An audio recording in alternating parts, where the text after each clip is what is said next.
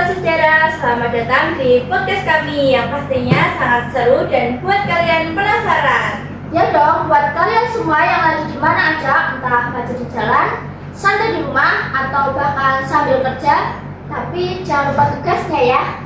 Betul banget, dan hari ini kita punya tamu spesial, bukan cuma satu, tapi 2 orang yang pastinya bakal buat pembahasan kita makin seru. Ya dong, mari kita sambut dengan tangan terbuka dan senyum lebar. Halo Kak Anin, halo Kak Nadia. Terima kasih, senang banget bisa datang ke podcast ini. Sebelum kita masuk ke pembahasan utama tentang Nasakom, yang pasti bakal bikin kita semua lebih paham. Betul banget, kita bakal bahas tentang Nasakom yang sering kita dengerin tapi mungkin belum semua orang ngerti maksudnya kan. Nah, langsung aja nih kita masuk ke mengulik sejarah Nasakom dengan 2 tamu kita hari ini. Nah, langsung aja nih. Menurut kalian tuh kenapa sih Soekarno bersikeras untuk menyatukan nasionalis, agama, sama komunis dalam Nasakom? Jadi, Bung Karno itu pakai PKI buat ngerem dominasi TNI Angkatan Darat setelah dekrit tahun 1959. Beliau butuh lawan tanding biar kekuatan politik yang ada di Indonesia itu enggak berat sebelah. Masalahnya, menyatukan ideologi yang berbeda itu berisiko tinggi. Nasionalisme, agama, dan komunisme memiliki kepentingan yang berbeda. Bukannya stabil, justru muncul konflik karena masing-masing merasa paling benar. Oh, jadi Nasakom bisa dilihat dari potensi sekaligus masalah dari sudut pandang kita. Terus bagaimana PKI memanfaatkan kedekatannya dengan presiden untuk memperbesar pengaruhnya? Jadi, karena PKI dekat dengan presiden, PKI jadi punya tiket emas buat ngerangkul massa buruh dan petani secara legal. Mereka fokus ke isu perut rakyat, kayak reforma agraria lewat BTI. Mereka bantu rakyat kecil dapat tanah. Makanya dukungan ke PKI jadi meledak.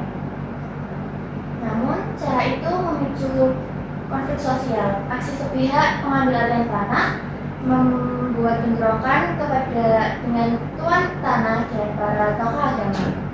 PKI juga melakukan penyusupan lewat biro khusus ke tubuh militer, dan itu berbahaya. Jadi di sini itu terlihat tarik menarik ya antara perjuangan rakyat sama ancaman stabilitas. Nah, lanjut lagi nih. Menurut kalian tuh apa sih yang membuat TNI Angkatan Darat merasa sangat terancam oleh PKI?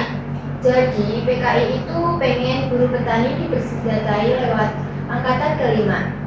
Di mata PKI itu menjadi bela negara. Tapi di mata TNI Angkatan Darat itu malah menjadi ancaman kudeta.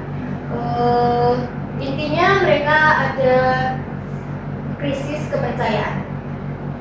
TNI khawatir ideologi komunisme menggerus Pancasila dan otoritas militer. Usulan Angkatan kelima yaitu buruh dan tani dipenjatai dianggap berpotensi menciptakan milisi tandingan dan memicu perang saudara. Ditambah isu Dewan Jenderal yang memperkeruh hubungan. Oh, berarti konflik bukan cuma sekedar ideologi, tapi juga soal rasa aman dan kekuasaan. Nah, lanjut lagi nih. Menurut kalian tuh apa sih yang membuat TNI Angkatan Darat merasa sangat terancam oleh PKI? Jadi PKI itu ingin buruh petani dipersenjatai oleh angkatan kelima. Di mata PKI itu bela negara, tapi di mata TNI Angkatan Darat itu menjadi ancaman kudeta. Intinya mereka udah krisis kepercayaan. TNI khawatir ideologi mekanisme menggerus Pancasila dan otoritas militer. Usulan Angkatan kelima yaitu buruh dan tani dipersenjatai dianggap berpotensi menciptakan milisi tandingan dan memicu perang saudara. Ditambah isu Dewan Jenderal yang memperkeruh hubungan. Berarti konflik bukan cuma ideologi, tapi juga soal rasa aman dan kekuasaan. Nah, betul banget. Menurut kalian nih, bagaimana pembubaran partai oposisi dan kontrol pos mempengaruhi politik saat itu? Ketika Masyumi dan PSI dibubarkan, mekanisme kontrol menjadi hilang. Kritik dianggap kontrarevolusi. Politik berubah dari debat sehat menjadi mobilisasi massa dan provokasi. Masyarakat pun menjadi terpecah belah. Namun, Bung Karno pengen stabilitas tanpa gangguan kritik yang fisik. Sayangnya, karena nggak ada ruang buat berpendapat, tensi politik di bawah malah makin panas. Oh, panas banget ya. Makin panas aja nih. Lanjut gak nih? Lanjut dong. Nah, pertanyaan berikutnya. Mengapa sih konflik ini akhirnya meledak pada tahun 1965? Jadi, kondisi lagi kacau, inflasi 600%, rakyat lapar, ditambah isu Bung Karno sakit. Semua pihak jadi paranoid soal siapa yang bakal dapat kuasa. Akhirnya meledaklah konflik ini. G30S menjadi titik balik. Penculikan jenderal membuat militer mengambil alih kendali dan mengajukan PKI. Masa kom runtuh dan arah politik Indonesia pun berubah. Wah, gak terasa ya kita di segmen terakhir. Nah, dari podcast kita hari ini dapat disimpulkan bahwa sejarah mengajarkan bahwa keseimbangan kekuasaan tanpa demokrasi yang sehat bisa berujung krisis. Jadi intinya, Nasakom itu bukan hanya sekedar istilah kuno loh, nasionalis, agama, dan komunis yang sekarang lebih fokus pada nilai-nilai kesejahteraan rakyat itu bisa jadi teman yang baik. Kalau kita paham esensinya dengan benar, bukan harus saling bentrok kayak sopir ojol ketemu macet. Bener banget, kadang orang suka salah paham sama kayak mikir kalau es krim durian cuma buat orang Medan, padahal semua orang bisa makan. Saya dari kalangan pengusaha kecil. Ya, jadi bagi saya Nasakom itu tentang bagaimana kita bisa bersatu untuk kesejahteraan bersama. Nasionalisme buat cinta tanah air, agama buat nilai moral dan prinsip kesejahteraan, buat pastiin semua orang bisa makan cukup, bukan jadi alasan buat saling menyalahkan. Nah, jadi intinya tuh pemahaman yang salah tentang Nasakom sering jadi sumber konflik. Tapi kalau kita paham dengan bijak, itu bisa jadi fondasi jadi bangsa yang kuat ya. Oh iya nih, tadi ada yang tanya tahu, kan dulu komunisme dilarang di Indonesia, kok bisa jadi bagian pembelajaran? Menurut kalian gimana? Wah, pertanyaan bagus ini.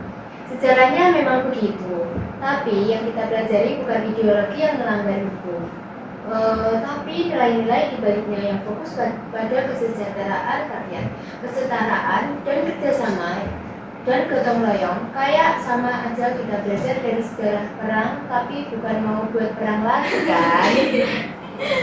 Agama juga bukan jadi alat untuk memecah belah loh. Semua agama ajarkan kasih sayang dan kebaikan. Jadi gabungan nasionalisme, nilai agama, dan semangat kesejahteraan itu kayak resep makanan khas Yogyakarta. Semua bahan berbeda, tapi kalau dicampur dengan tepat rasanya manis banget. Pas banget nih kita lagi di Jogja. Nah, buat kalian semua, jadi pesan kita dari podcast hari ini adalah jangan mudah terpancing oleh informasi yang salah tentang ideologi apapun. Cari tahu dulu dengan benar, seperti kita mau beli HP baru nih, pasti cari tahu dulu kan spesifikasinya dulu, bukan cuma lihat gambarnya doang. Dan yang paling penting, persatuan kita sebagai bangsa itu lebih berharga dari segala perbedaan golongan. Kita punya pendapat berbeda, tapi tetap bisa sama-sama makan gudeg bareng. Betul banget, Nasakom bisa jadi inspirasi buat kita semua, buat kita bangsa Indonesia yang lebih peduli sama satu sama lain, bukan jadi alasan yang saling menjauhi. Nah, itu dia pesan emasnya. Terima kasih banyak ya Mbak Nandia dan Mbak Anin yang sudah berbagi pandangan seru dan penuh makna. Juga terima kasih buat kalian semua pendengar yang sudah nungguin sampai akhir. Tinggalkan komentar apa aja yang mau kalian bahas di episode selanjutnya, bisa tentang sejarah, budaya, bahkan resep gudeg yang enak. Sampai jumpa di episode selanjutnya. Semoga kita semua jadi bagian yang baik buat bangsa Indonesia. Dah.